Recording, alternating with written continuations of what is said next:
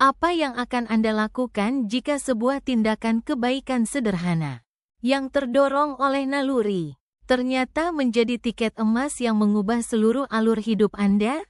Bagi Budi Santoso, seorang mahasiswa tingkat akhir, ini bukanlah sebuah pertanyaan hipotetis. Ini adalah awal dari sebuah kisah luar biasa yang bermula di salah satu sudut jalanan Jakarta yang paling sibuk. Sebuah kisah yang membuktikan bahwa takdir terkadang datang mengetuk pintu dengan cara yang paling tidak terduga. Budi Santoso adalah seorang pemuda berusia 22 tahun. Mahasiswa semester akhir di jurusan Teknik Mesin, Universitas Indonesia. Ia adalah potret tipikal anak dari keluarga sederhana yang berjuang di ibu kota. Ayah dan ibunya mengelola sebuah warung Tegal, warteg, sederhana di kawasan padat penduduk di Jakarta Timur. Menyambung hidup dari hari ke hari dengan uap nasi panas dan aroma masakan rumahan. Untuk meringankan beban orang tuanya dan membiayai kuliah serta kebutuhan hidup di kos-kosannya yang sempit di daerah Depok, Budi menghabiskan sore hingga malam harinya sebagai pengemudi ojek online. Jaket hijau khas ojek online telah menjadi kulit keduanya. Ia terbiasa menaklukkan kemacetan Jakarta yang ganas, menghirup polusi, dan berkejaran dengan waktu demi mengejar target poin dan pesanan pelanggan. Meski hidupnya keras, Budi memiliki kepribadian yang positif dan penuh integritas. Hatinya mudah tergerak oleh kesulitan orang lain. Sebuah sifat yang diturunkan dari ibunya yang selalu berpesan, jangan pernah menutup mata kalau ada orang butuh bantuan. Rezeki kita mungkin datang dari doa mereka. Suatu malam, sekitar pukul 9, Budi baru saja menyelesaikan pesanan terakhirnya.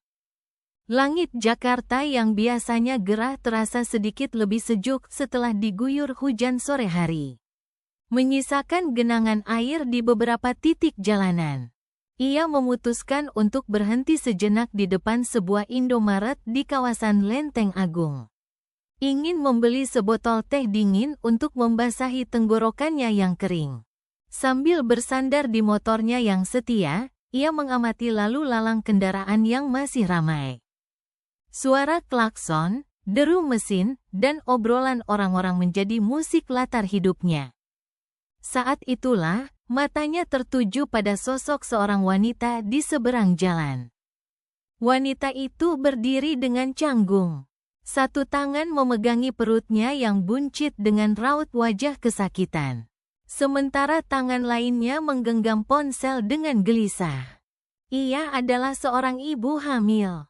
Wajahnya pucat pasi, dan keringat dingin membasahi pelipisnya. Dari gerak-geriknya yang panik, Budi bisa menebak bahwa ia sedang berusaha memesan taksi atau layanan transportasi online. Tetapi tampaknya tidak berhasil. Hati Budi berkecamuk. Itu ibu-ibu sepertinya mau melahirkan. Kasihan sekali, batinnya. Ada keraguan sejenak. Ia hanya seorang pengemudi ojek. Dan wanita itu terlihat sangat berada mengenakan gaun elegan dan tas bermerek yang kontras dengan lingkungan sekitar. Haruskah ia ikut campur? Namun, bayangan ibunya dan pesan-pesannya melintas di benaknya. Tanpa berpikir panjang lagi, ia mematikan rokoknya, menyeberang jalan, dan mendekati wanita itu dengan hati-hati. "Permisi, Bu. Ibu tidak apa-apa.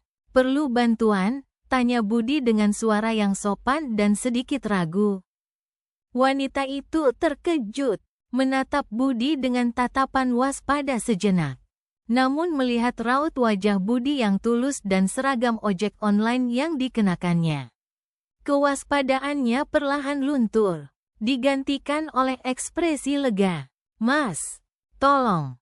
Saya sudah coba pesan taksi dari tadi, tapi tidak ada yang tersedia," jawabnya dengan suara lemah dan terputus-putus. Napasnya terengah-engah, dan butiran keringat semakin deras mengalir di dahinya. Ibu harus ke rumah sakit, kan? Petik 2. Wanita itu hanya bisa mengangguk lemah. Iya, sepertinya. Kontraksinya sudah mulai. Tapi tidak ada taksi satupun yang lewat. Budi melihat sekeliling. Jalanan memang ramai. Tetapi taksi kosong memang sulit ditemukan pada jam-jam seperti ini. Apalagi setelah hujan. Ia tidak bisa membiarkan wanita ini menunggu lebih lama lagi. Sebuah keputusan cepat dan berisiko ia ambil. Bu, saya antar ke rumah sakit, ya? Pakai motor saya. Ibu bisa. Petik 2. Wanita itu ragu. Naik motor dalam kondisi seperti ini? Tentu saja berbahaya. Motor, apa tidak bahaya, Mas? Tanyanya cemas. Namun, tepat saat itu, gelombang rasa sakit yang lain datang menyerang. Ia mencengkeram perutnya lebih erat. Wajahnya meringis menahan sakit, dan erangan kecil lolos dari bibirnya. Ia tahu, ia tidak punya banyak waktu. Dengan putus asa, ia akhirnya mengangguk. Budi segera berlari ke motornya, menyiapkannya di posisi yang paling mudah untuk dinaiki. Ia membantu wanita itu naik dengan sangat hati-hati. Pegang yang kencang ya, Bu. Saya akan bawa motor sepelan dan simen mungkin. Kita ke rumah sakit mana? Petik 2. Rumah sakit Pondok Indah, jawabnya singkat. Budi sedikit terkejut. Itu cukup jauh dan berada di kawasan elit. Tapi tak ada waktu untuk bertanya. Baik, Bu.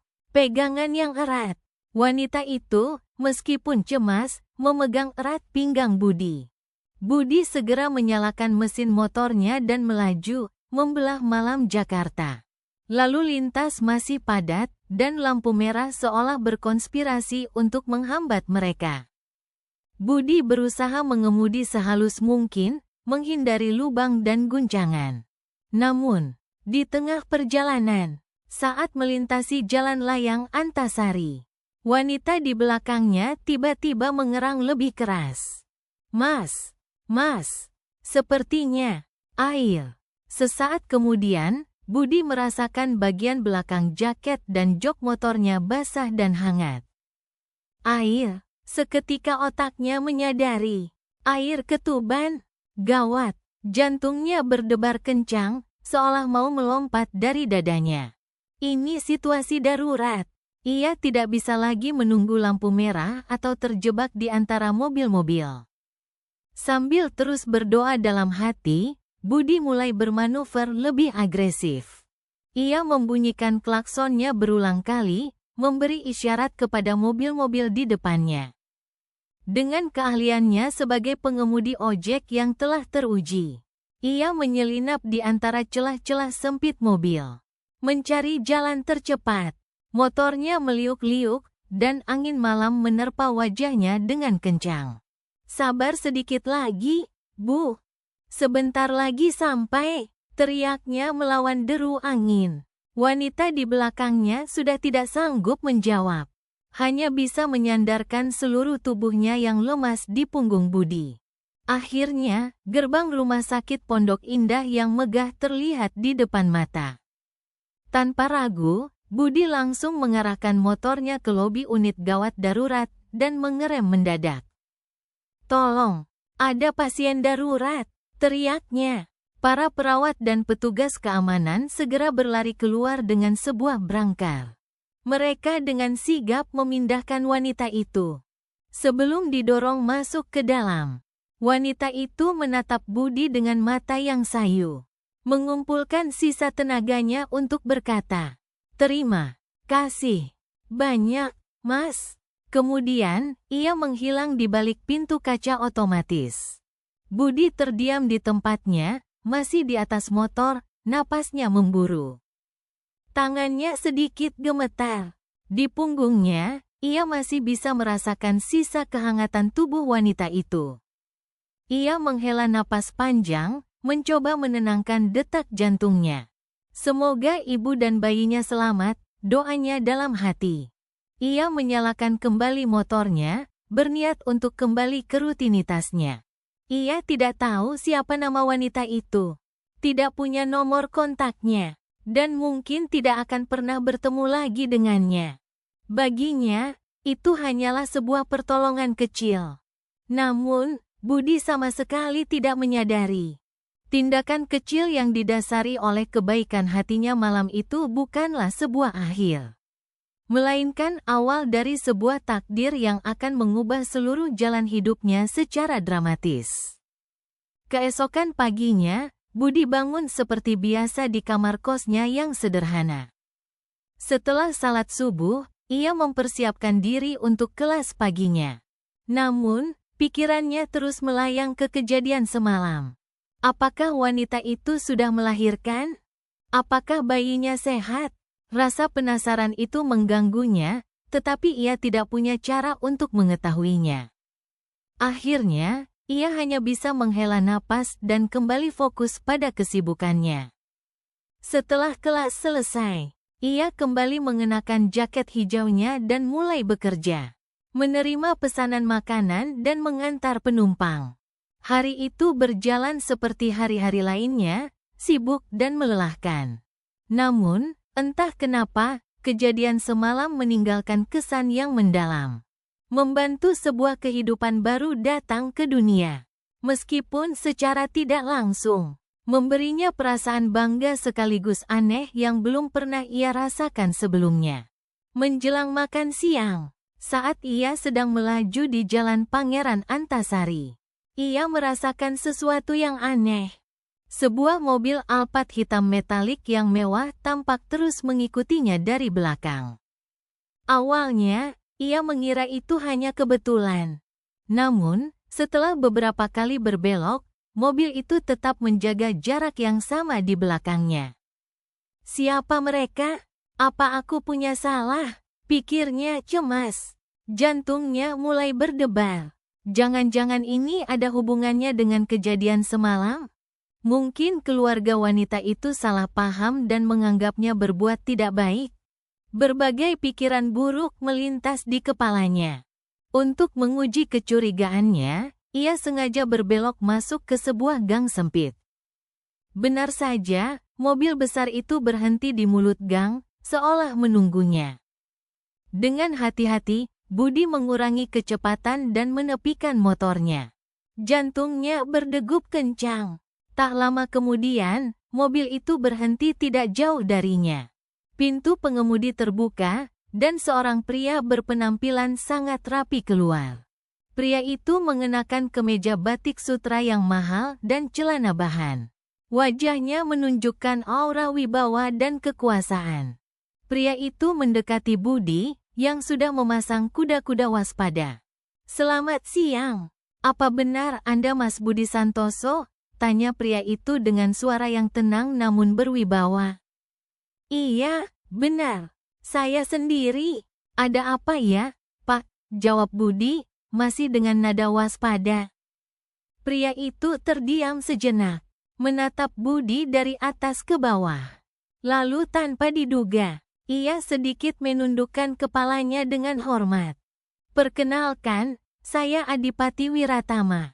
Saya ingin mengucapkan terima kasih yang sebesar-besarnya. Anda telah menolong istri saya." Budi tertegun. "Istri?" Ia menatap wajah pria itu lekat-lekat, berusaha menghubungkan titik-titik. Pria bernama Adipati itu melanjutkan. "Istri saya, Rania Prameswari, tiba di rumah sakit tadi malam dalam kondisi yang sudah sangat kritis. Dokter bilang, jika terlambat sedikit saja, nyawa istri dan anak saya mungkin tidak tertolong. Tapi syukurlah, berkat bantuan Anda, istri saya berhasil melahirkan seorang bayi laki-laki yang sehat." Budi terperangah, lalu senyum lega terkembang di wajahnya. "Oh, syukurlah kalau begitu, Pak. Saya ikut senang mendengarnya. Saya yang seharusnya berterima kasih," lanjut Adipati. "Tadi malam, istri saya tidak henti-hentinya menceritakan tentang Anda. Katanya, jika bukan karena Anda, ia tidak tahu apa yang akan terjadi." Kebaikan hati Anda tidak akan pernah kami lupakan. Budi menjadi salah tingkah. Bukan apa-apa, Pak. Siapa saja yang ada di posisi saya pasti akan melakukan hal yang sama, ujarnya sambil menggaruk. Tengkuknya yang tidak gatal. Adipati menggelengkan kepalanya. Belum tentu, Mas Budi. Di kota sebesar ini, banyak orang yang memilih untuk tidak peduli. Istri saya ingin sekali bertemu dan berterima kasih secara langsung. Jika Anda tidak sibuk, maukah Anda ikut saya ke rumah kami sebentar? Petik 2. Undangan yang tiba-tiba itu membuat Budi bingung. Tapi jika hanya untuk ucapan terima kasih, ia merasa tidak punya alasan untuk menolak. Setelah berpikir sejenak, ia mengangguk. Baik, Pak. Boleh. Budi pun memarkir motornya di tempat yang aman dan masuk ke dalam mobil Alphard milik Adipati. Mobil melaju menuju kawasan Jakarta Selatan yang paling elit, Pondok Indah. Budi berusaha bersikap biasa saja. Tetapi dalam hati ia tidak bisa menyembunyikan keterkejutannya melihat rumah-rumah megah yang berjejer di sepanjang jalan. Mobil berhenti di depan sebuah rumah yang luar biasa besar dengan gerbang tinggi dan taman yang sangat terawat. Seorang satpam membukakan gerbang, dan mobil masuk ke halaman yang luas. Adipati mempersilakan Budi masuk ke dalam rumah. Ruang tamunya sangat luas dan mewah, dengan perabotan mahal dan lukisan-lukisan indah di dinding. Di atas sofa besar, Rania, wanita yang ditolongnya semalam, sedang duduk sambil tersenyum menyambutnya. Kondisinya tampak jauh lebih baik, meski wajahnya masih sedikit pucat. Di dalam pelukannya, terbaring seorang bayi mungil yang terbungkus selimut lembut. Mas Budi, terima kasih sudah mau datang, sapa Rania dengan suara lembut. Budi tersenyum canggung. Sama-sama, Bu. Saya malah khawatir. Bagaimana keadaan ibu sekarang? Sudah lebih baik. Petik 2. Rania tersenyum sambil menatap bayinya dengan penuh kasih. Sudah jauh lebih baik, berkat Mas. Tadi malam saya benar-benar ketakutan. Begitu sampai di rumah sakit, saya langsung masuk ruang operasi. Kata dokter, jika terlambat 15 menit saja. Rania tidak sanggup melanjutkan kalimatnya. Matanya berkaca-kaca sambil memeluk bayinya lebih erat. Saat itulah Budi benar-benar menyadari betapa pentingnya tindakannya semalam. Ia mungkin hanya merasa menolong. Tetapi bagi keluarga ini, tindakannya telah menyelamatkan 2 nyawa. Adipati yang berdiri di sampingnya kemudian bertanya, Mas Budi, kalau tidak salah dengar, Anda masih mahasiswa? Ya, petik 2. Betul, Pak. Mahasiswa teknik mesin di UI, semester akhir. Adipati mengangguk-angguk, lalu tersenyum penuh arti. Apa rencanamu setelah lulus nanti? Petik 2. Budi sedikit terkejut dengan pertanyaan itu, lalu menjawab dengan jujur. Belum ada rencana yang pasti, Pak. Saat ini fokus saya menyelesaikan skripsi dan mencari biaya hidup dengan ngojek. Adipati tampak berpikir sejenak. Kemudian, dengan nada serius, ia berkata, bagaimana kalau kamu bekerja di perusahaan saya? Petik 2. Budi terkesiap, mengira ia salah dengar. Maaf, Pak. Petik 2. Adipati menatapnya dengan tatapan tajam namun tulus. Orang sepertimu, dengan hati dan tanggung jawab yang besar, pasti bisa diandalkan dalam pekerjaan apapun. Jujur saja, ini bukan sekadar balas budi karena kamu sudah menolong istri saya. Saat mendengar ceritamu dari Rania, saya tahu bahwa kamu adalah orang yang tulus. Saya ingin bekerja dengan orang yang punya integritas dan empati sepertimu. Jantung Budi berdebar kencang mendengar kata-kata itu. Selama ini ia hanya menjalani hidup dari hari ke hari. Tidak pernah membayangkan akan mendapat tawaran pekerjaan dari seorang pengusaha besar. bahkan sebelum ia lulus. Tapi, Pak, saya bahkan belum wisuda, dan tidak punya pengalaman kerja sama sekali, ujar Budi ragu. Adipati tersenyum menenangkan. Itu bukan masalah. Tidak ada orang yang lahir dengan pengalaman. Yang terpenting adalah sikap dan kemauan untuk belajar. Bagaimana kalau kamu mulai sebagai anak magang di perusahaan kami? Sambil menyelesaikan skripsimu, Budi terdiam, merenungkan tawaran yang datang seperti kilat di siang bolong itu. Kesempatan ini terasa seperti takdir. Kebaikan sederhananya semalam telah membukakan pintu yang tidak pernah ia bayangkan. Setelah pergulatan batin yang singkat, ia mengambil keputusan. Baik, Pak. Saya mau mencobanya. Wajah Adipati menunjukkan kepuasan. Ia mengulurkan tangannya. Selamat bergabung di Nusantara Logistik, Budi. Budi menyambut uluran tangan itu dengan sedikit gemetar. Saat itu, ia merasa ada sesuatu yang berubah dalam dirinya. Ia bukan lagi hanya seorang mahasiswa dan pengemudi ojek. Sebuah jalan baru yang sama sekali tidak terduga kini terbentang di hadapannya. Beberapa hari setelah menerima tawaran Adipati, Budi memulai babak barunya sebagai anak magang di Nusantara Logistik. Perusahaan raksasa milik Adipati yang bergerak di bidang logistik dan pergudangan dengan jaringan yang tersebar di seluruh Indonesia. Kantor pusatnya menempati beberapa lantai di sebuah gedung pencakar langit di kawasan SCBD, Jakarta. Pada hari pertamanya, Budi merasa sangat canggung dan minder. Mengenakan kemeja lengan panjang yang dipinjam dari teman kosnya, ia merasa seperti ikan kecil di tengah lautan hiu. Semua orang tampak begitu profesional dan sibuk. Namun, Adipati secara pribadi memperkenalkannya kepada kepala divisi operasi, membuat transisinya menjadi lebih mulus. Budi ditempatkan di tim operasional. Tugas awalnya adalah membantu rekapitulasi data pengiriman dan sesekali ikut ke gudang pusat untuk memahami alur kerja di lapangan.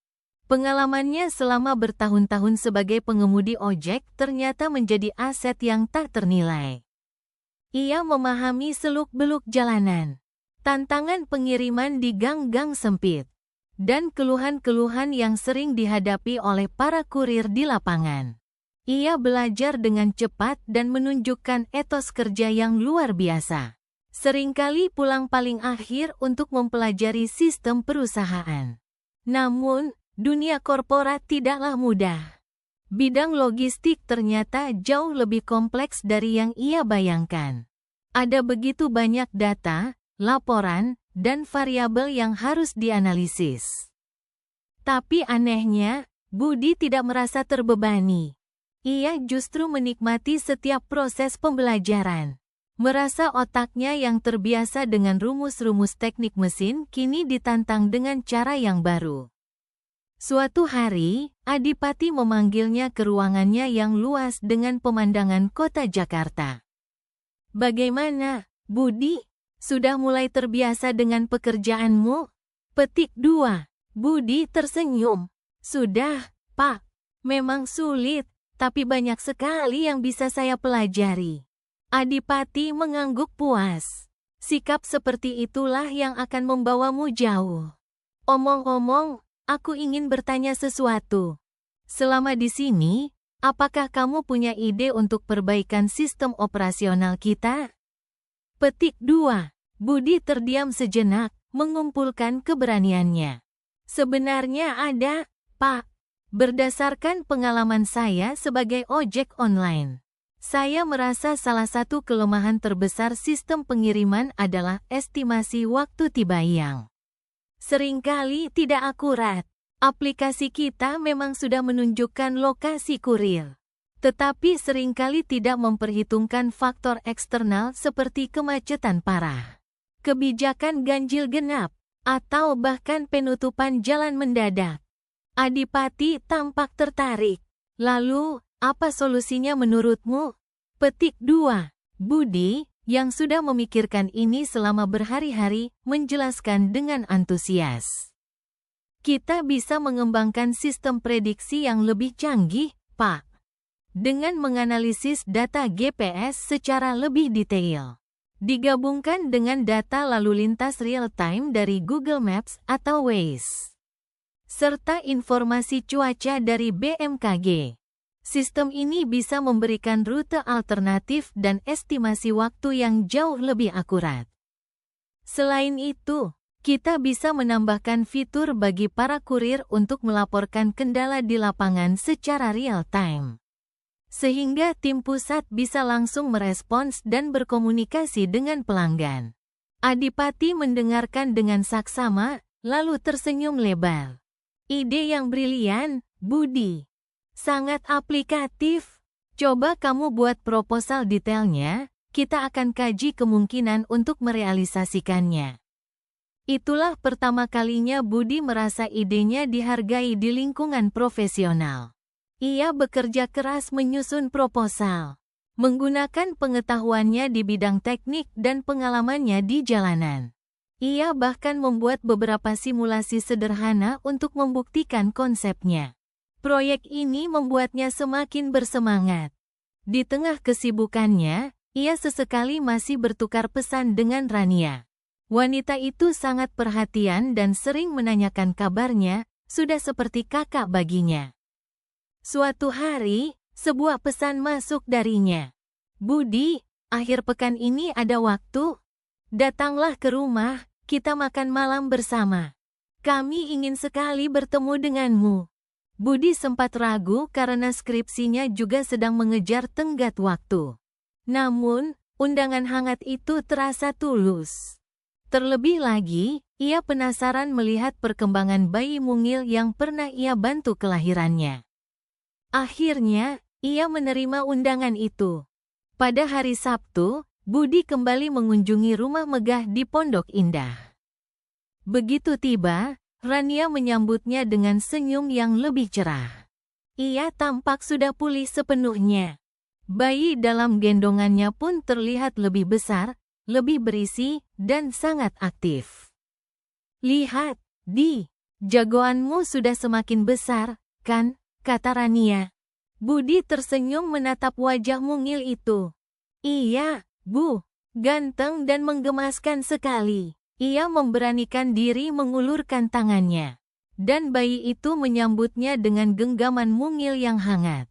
Sebuah perasaan aneh dan membahagiakan menjalari hatinya. Ia tiba-tiba berpikir, jika malam itu aku memilih untuk pulang dan tidak peduli, mungkin aku tidak akan pernah merasakan momen ini. Setelah makan malam yang hangat dan akrab, Adipati mengajaknya berbicara di teras belakang yang menghadap ke kolam renang. Budi, apa kamu tahu betapa berartinya kamu bagi keluarga kami? Tanya Adipati dengan nada serius. Budi bingung dan menggeleng. Saya hanya memberikan sedikit pertolongan, Pak. Adipati menatapnya dalam-dalam. Itu bukan pertolongan kecil. Kamu menyelamatkan nyawa istri dan anakku. Kamu adalah pahlawan bagi kami. Karena itu, aku ingin melihatmu memiliki masa depan yang terbaik.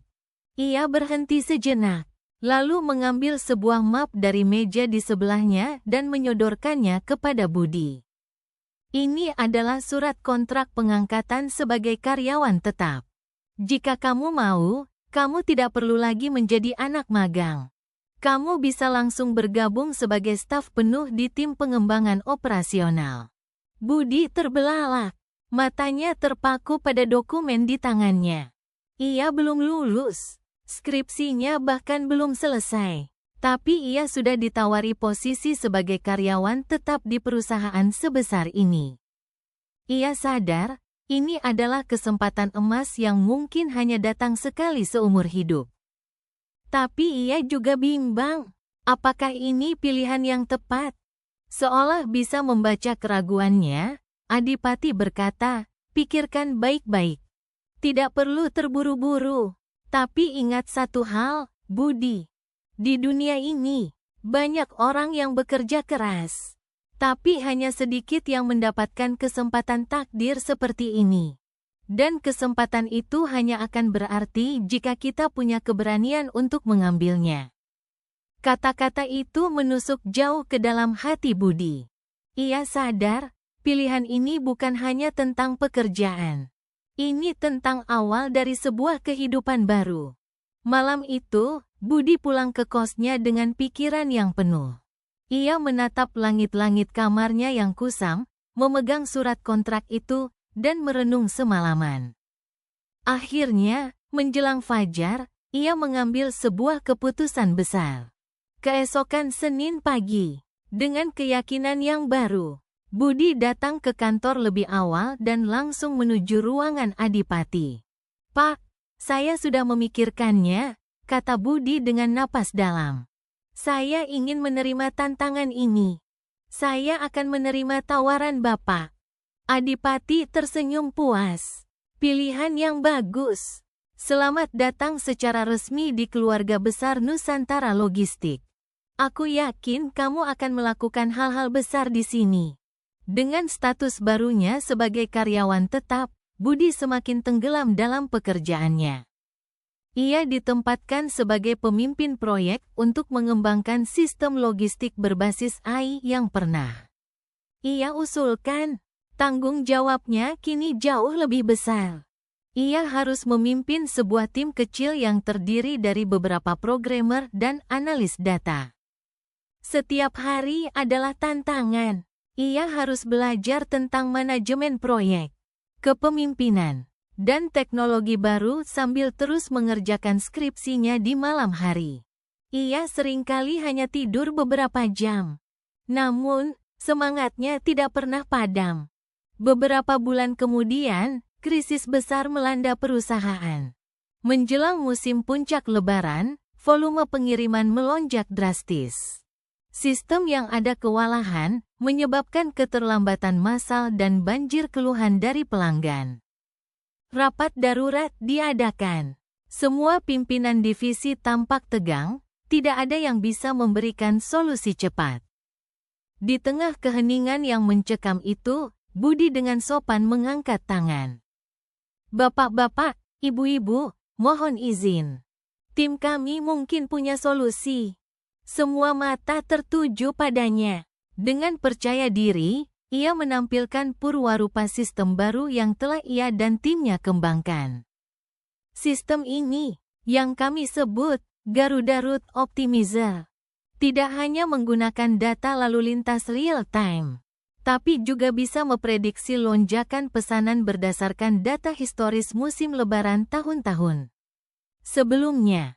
Sistem ini akan secara otomatis mendistribusikan beban kerja ke kurir dan gudang terdekat, serta memberikan rute-rute alternatif untuk menghindari titik-titik macet parah jalur mudik. Penjelasannya yang detail dan didukung oleh data yang solid membuat seluruh jajaran manajemen terkesan. Adipati menatapnya dengan bangga. "Segera implementasikan sistem ini sebagai proyek percontohan. Saya beri kamu wewenang penuh." Di bawah kepemimpinan Budi, tim bekerja siang dan malam. 3 hari kemudian, sistem baru itu diuji coba di wilayah Jabodetabek. Hasilnya spektakuler. Waktu pengiriman rata-rata berhasil dipangkas hingga 30%. Dan tingkat keluhan pelanggan turun drastis. Keberhasilan ini menjadi berita besar di internal perusahaan. Budi, sang mantan anak magang, kini dipandang sebagai salah satu talenta paling cemerlang. Malam setelah presentasi keberhasilan proyeknya, Budi pulang ke kos dengan perasaan lelah namun luar biasa bahagia. Ia merebahkan diri di kasur, menatap langit-langit. Hanya dalam waktu kurang dari setahun, hidupnya telah berubah 180 derajat. Dari seorang pengemudi ojek yang berjuang demi sesuap nasi, kini ia menjadi seorang inovator yang memimpin proyek penting di perusahaan raksasa. Semua ini dimulai dari satu malam, dari sebuah keputusan kecil untuk menolong orang asing. Tiba-tiba ponselnya bergetar. Sebuah pesan dari Rania. Budi, kamu sibuk sekali ya sekarang? Mampir ke rumah dong kalau ada waktu. Ada yang kangen sama Om Budi-nya. Budi tersenyum membaca pesan itu. Ia tidak menyangka bahwa kunjungan berikutnya ke rumah itu akan kembali menjadi hari yang menentukan. Sebuah hari yang akan mendorongnya ke level yang lebih tinggi lagi. Akhir pekan itu, Budi kembali mengendarai motornya menuju Pondok Indah. Perasaannya kali ini berbeda. Ia tidak lagi merasa canggung atau minder. Ia datang sebagai seorang teman, seorang profesional muda yang telah membuktikan kemampuannya. Saat bel dibunyikan, Rania yang membukakan pintu dengan senyum hangat. Begitu Budi masuk ke ruang tamu, ia dikejutkan oleh pemandangan yang mengharukan. Bayi Adipati, yang kini sudah hampir berumur 1 tahun dan sudah bisa merangkak dengan lincah. Menatap ke arahnya. Tiba-tiba, dengan suara yang belum jelas, bayi itu mengoceh, Di, sambil mengulurkan tangan mungilnya. Budi terpana. Dia memanggil nama saya, Bu. Petik 2. Rania tertawa bahagia. Iya. Kata pertamanya bukan Mama atau Papa, tapi Di. Kami sering sekali menceritakan tentangmu padanya. Dia sepertinya sudah tahu siapa pahlawannya. Hati Budi terasa hangat, dipenuhi oleh emosi yang sulit digambarkan. Ia berlutut, dan bayi itu merangkak ke arahnya, lalu memeluk kakinya. Momen itu terasa begitu nyata dan kuat. Adipati, yang baru turun dari lantai atas, tersenyum melihat pemandangan itu. Sudah kubilang, Budi, kamu adalah bagian dari keluarga ini. Malam itu, setelah makan malam, Adipati mengajaknya berbicara dengan suasana yang lebih serius dari biasanya. Budi, aku telah melihat pertumbuhanmu, kepemimpinanmu, dan visimu. Kamu bukan lagi sekadar karyawan. Kamu adalah seorang kreator, seorang pembangun. Aku rasa, membiarkanmu hanya menjadi bagian dari tim besar akan membatasi potensimu. Adipati menatapnya lekat-lekat. Aku ingin memberimu penawaran baru. Aku ingin kamu membangun dan memimpin sebuah unit bisnis baru yang sepenuhnya independen. Sebuah anak perusahaan yang akan fokus pada inovasi teknologi logistik. Kamu akan menjadi direkturnya. Kamu akan membangun timmu sendiri, mengelola anggaranmu sendiri, dan menciptakan masa depan logistik versimu. Budi merasakan napasnya tercekat. Ini bukan lagi sekadar tawaran pekerjaan.